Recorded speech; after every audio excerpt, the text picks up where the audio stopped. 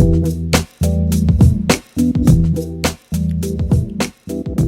hi everybody, it's Doug. So I already have one in the can of me picking and gutting that beautiful Suki lock, and you're going to see that one on Stock Lock Sunday. That was going to be my next video until I saw LockNoob do a pick on an American 1100 in brown with the unique brass shackle.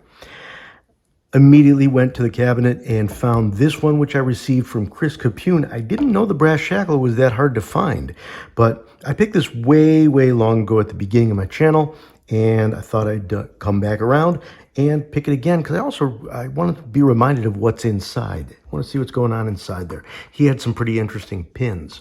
So we'll get that in the vise and give you a quick look at the key, which...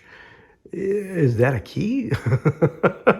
It's like a 765432 bitting kind of a thing, but it's tricky, especially with that high one at the back. I got to make sure I don't mess up the pins in between. So let's get a look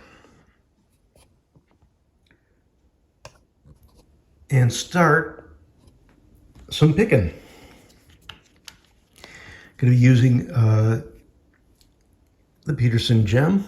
Where is it? Where is it? Just as LockNoob had done.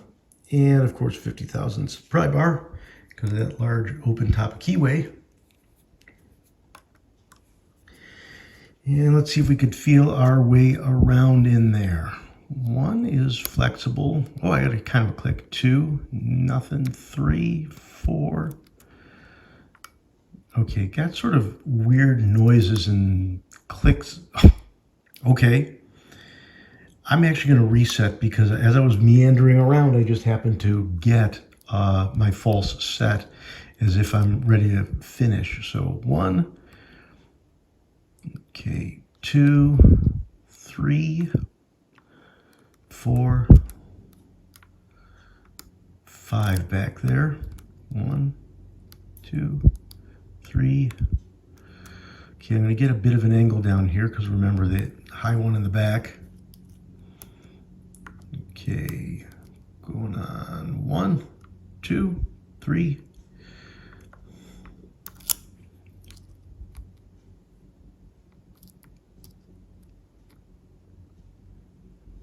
Four and 5.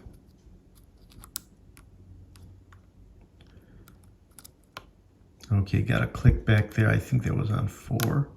Got a double click on what was 5, I believe. Anything? Okay, that was on 1.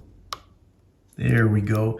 Another click on 1, and we're open. So this one is inconsistent to pick, but certainly an interesting one all the same. And I guess you wouldn't say it's inconsistent to pick. Maybe I'm the one that's inconsistent.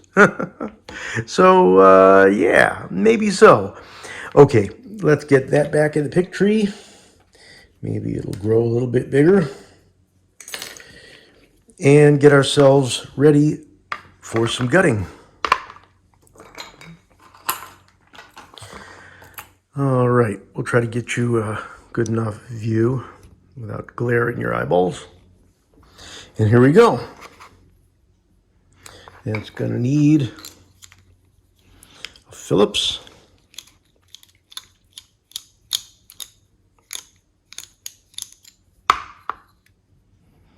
Let's see. Okay. The holder comes out. That comes out. Everything comes out. All right. We're keyed, so let's get the key in place. And, well, keep the key ready. Get that C-clip out of there.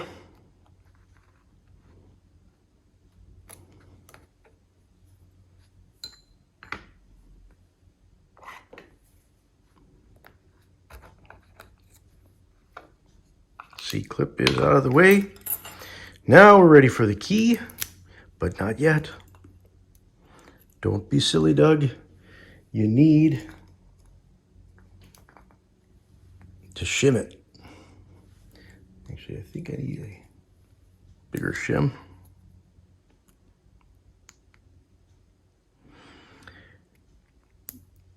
Now, if you're relatively new to my channel,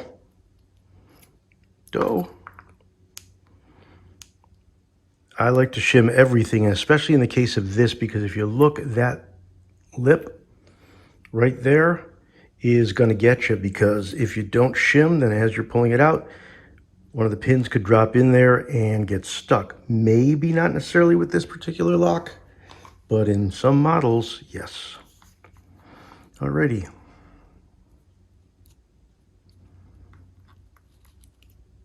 All right, pinned 5 pins. There is everybody.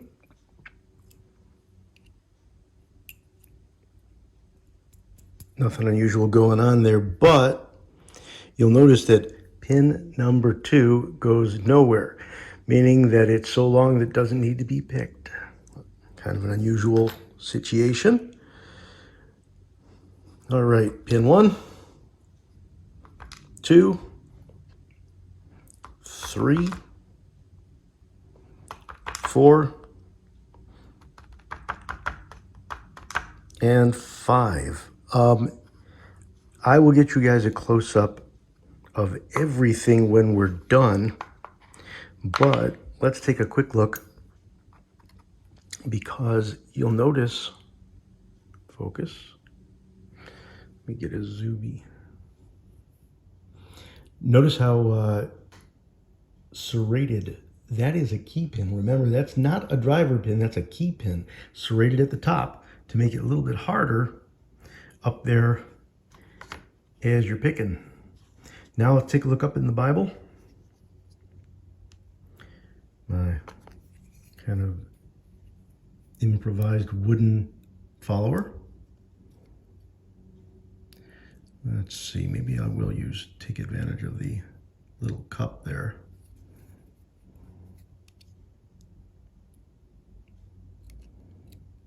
That one hardly even popped up.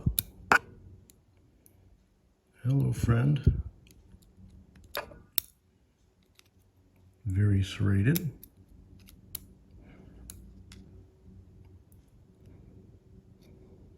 Wow.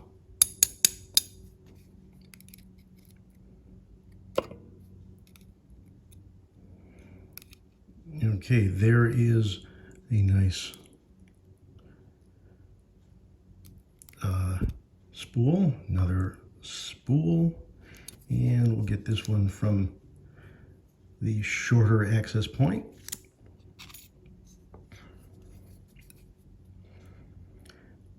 Number 5, boy, those springs must be exhausted or very weak. And number 4, that's the only one that finally sprung up on me. Number 4. So, nice close-up for you. And what we've got here is just, it was all spools, if I remember correctly, in LockNoobs. But you can see we've got serrated key pins all the way along, and then serrated 3 spools and 1 more serrated there.